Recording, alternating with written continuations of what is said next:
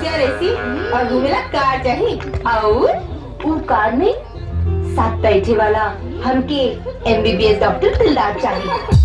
दिन में हमरा देखे और रात में हमरा दिमाग के ठंडा रखे। और हमार सैया जी जवानी के नक्शा बनावे वाला और देही के बक्सा सजावे वाला इंजीनियर।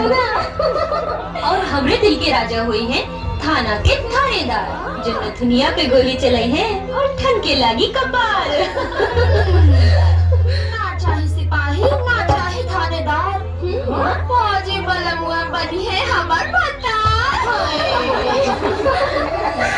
चाहे दिलदार पावर रखे जिला तीस के, उतार दे गर्मी जवानी के पीस के। अच्छा कजी, हमनी के बारे में तो सब कुछ जान ले लूं। कुछ अपनों पसंद भी बतावा, कुछ अपने बारे में बताई। हाँ बताई।